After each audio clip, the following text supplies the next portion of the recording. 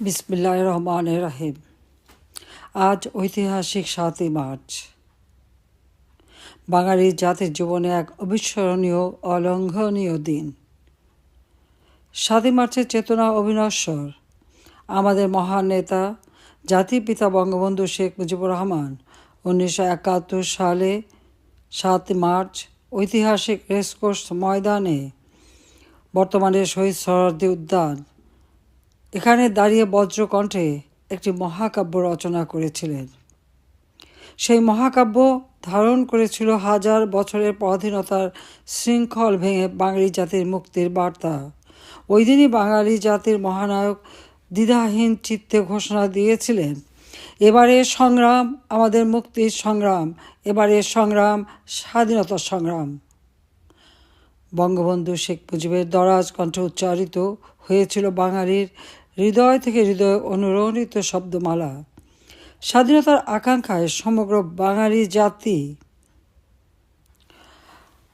এক সূত্রে গাঁথা সেই মহাকাব্যের শ্রেষ্ঠ পংক্তি আর দাবায় রাখতে পারবা না। সুতরাং ৭ই মার্চ সামনে রেখে এই মহেন্দ্রক্ষণে আমি গভীর শ্রদ্ধায় প্রথমেই স্মরণ করছি সর্বকালের সর্বশ্রেষ্ঠ বাঙালি জাতির পিতা বঙ্গবন্ধু শেখ মুজিবুর রহমানকে। কৃতজ্ঞ চিত্তে স্মরণ করছি জাতীয় চার নেতা, মহান মুক্তিযুদ্ধে ৩০ লাখ শহীদ ও ২ লাখ সম্ভ্রমহারা মা বোন এবং অগণিত বীর মুক্তিযোদ্ধাকে, যাদের মহান আত্মত্যাগের মধ্য দিয়ে আমরা অর্জন করেছি স্বাধীন সার্বভৌম বাংলাদেশ, এনেছি বিজয় ছিনিয়ে। বঙ্গবন্ধু শেখ মুজিব এবং বাংলাদেশ একই সূত্রে গাঁথা। পূর্ব বাংলার মানুষের ন্যায্য অধিকার আদায় এবং পৃথিবীর মানচিত্রে তাদের জন্য একটি স্বাধীন ভূখণ্ড প্রতিষ্ঠার লক্ষ্য নিয়েই জাতির পিতা শেখ মুজিব পাকিস্তানিদের বিরুদ্ধে দীর্ঘ ২৪ বছর লড়াই সংগ্রাম করেছেন, জেল জুলুম অত্যাচার সহ্য করেছেন এবং সকল আন্দোলনের নেতৃত্ব দিয়েছেন।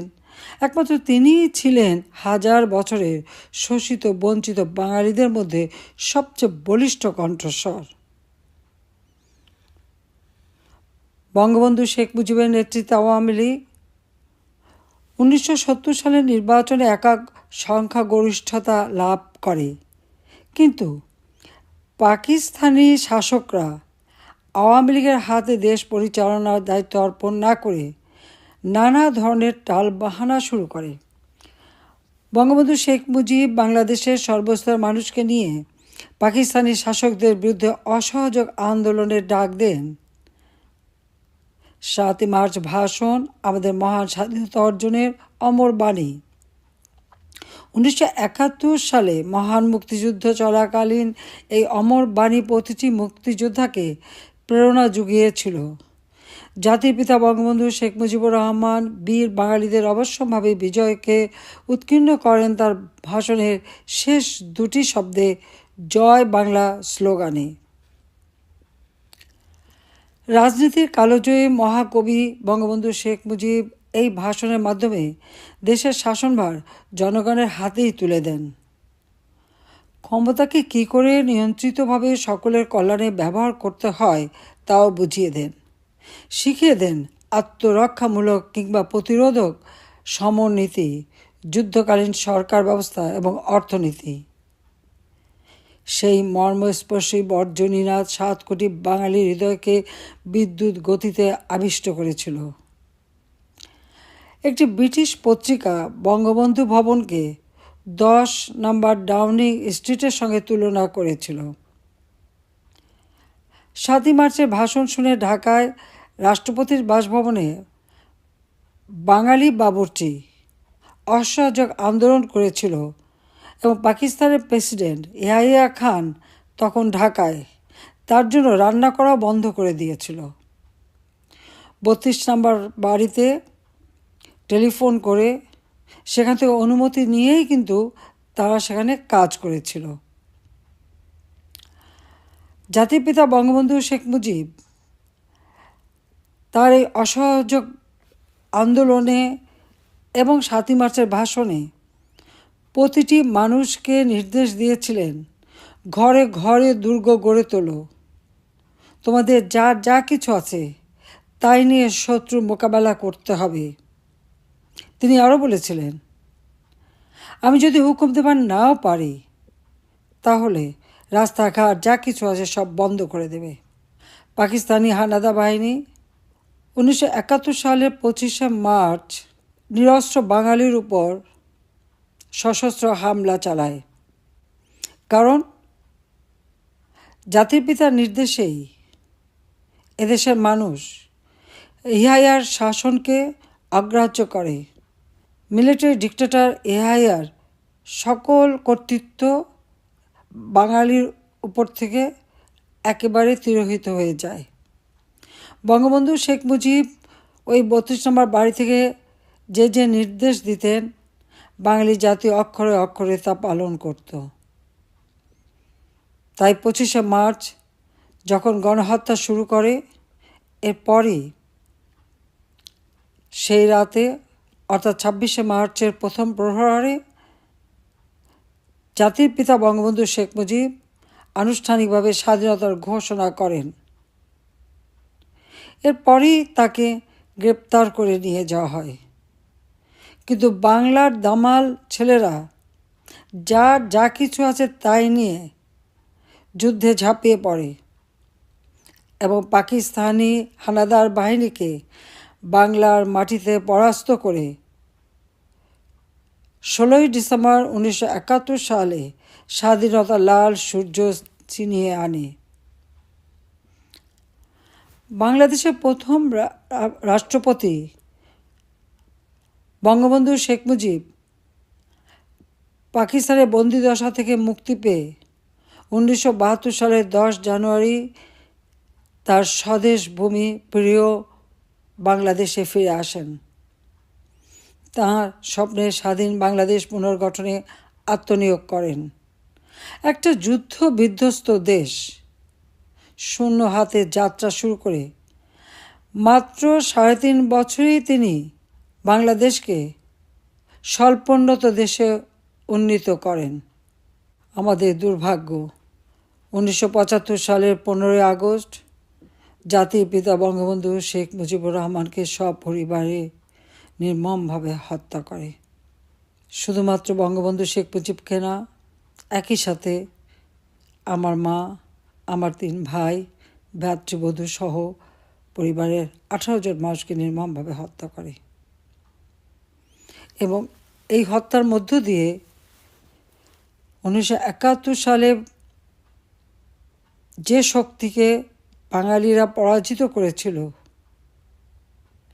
এবং এদেশের যারা পাকিস্তানি হানাদার বাহিনীর দোসর ছিল, আল বদর, আল শামস রাজাকার বাহিনী গড়ে তুলে এদেশের মানুষকে গণহত্যা, ধর্ষণ, নির্যাতন, অগ্নিসংযোগ করে স্বাধীনতার প্রতিটি ক্ষেত্রে প্রতিবন্ধকতা সৃষ্টি করেছিল, তারাই যেন পরাজয়ের প্রতিশোধ নেয়।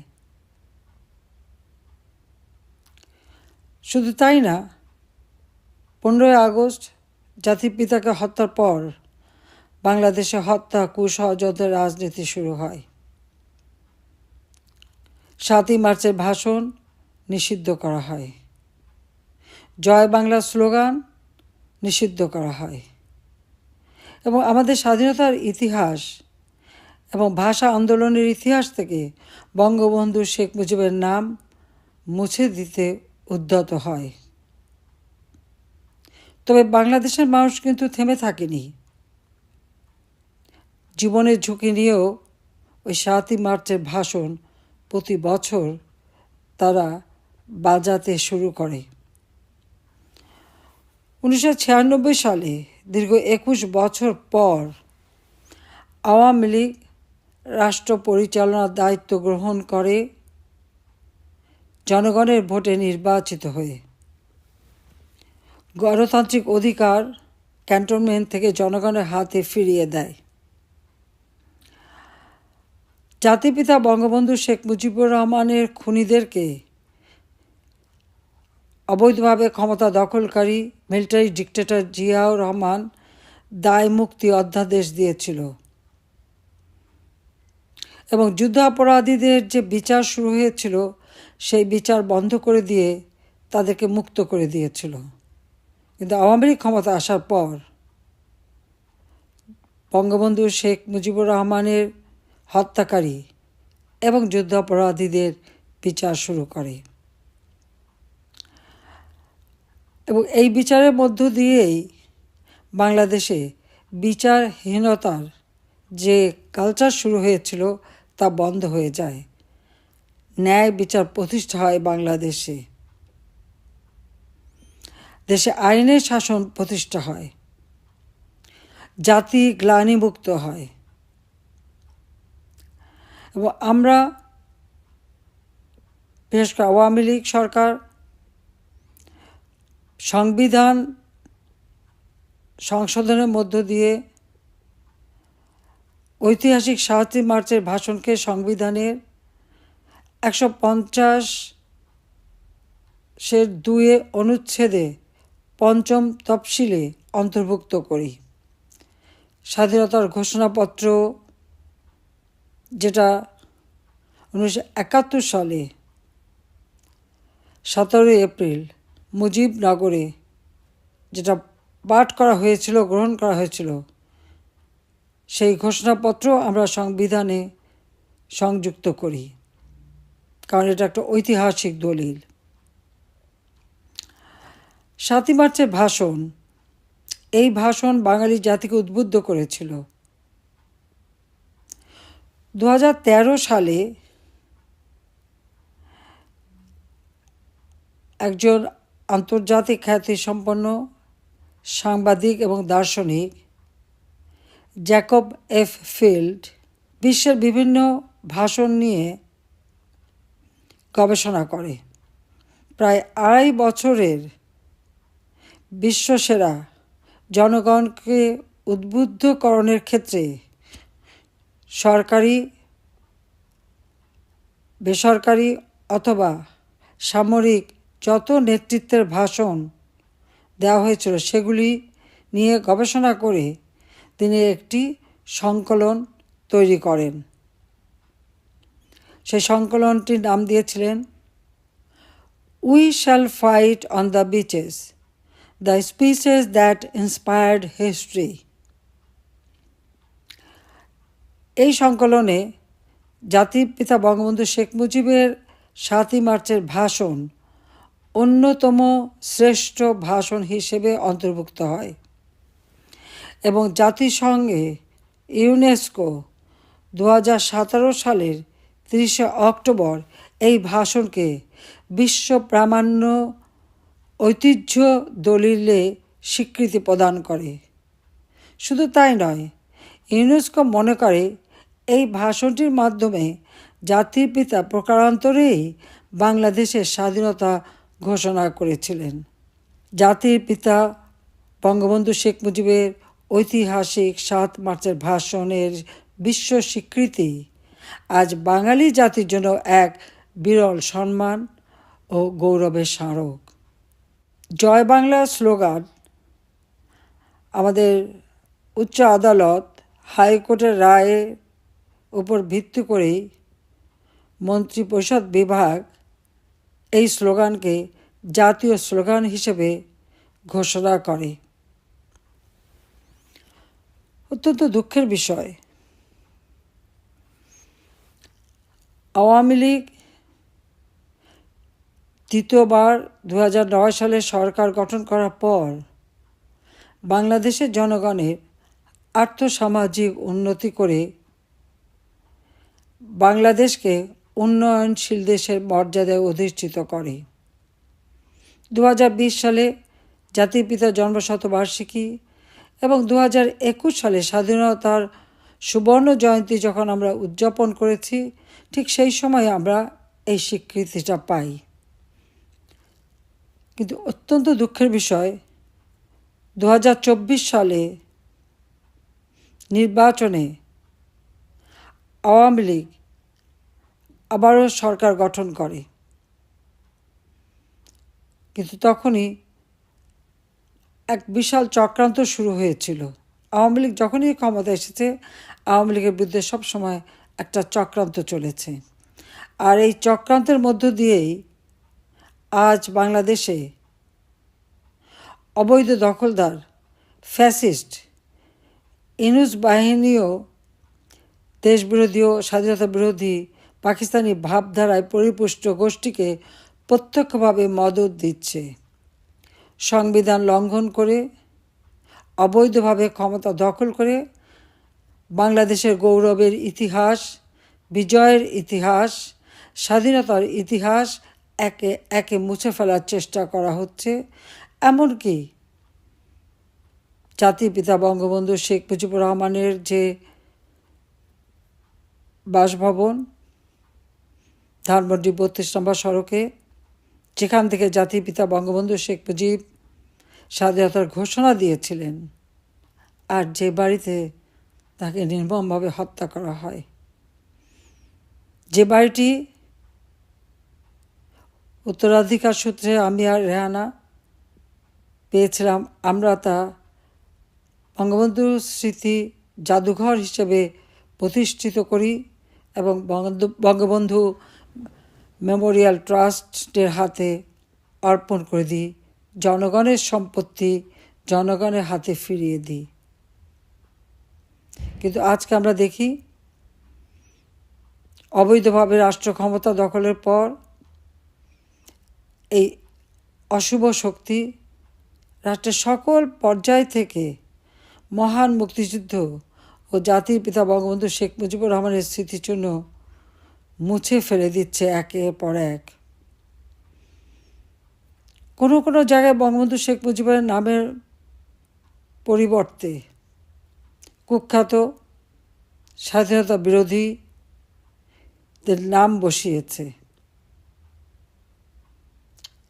এমনকি সেই ঐতিহাসিক ভাষণ, যে ভাষণ আন্তর্জাতিক স্বীকৃতি পেয়েছে, সেই ভাষণও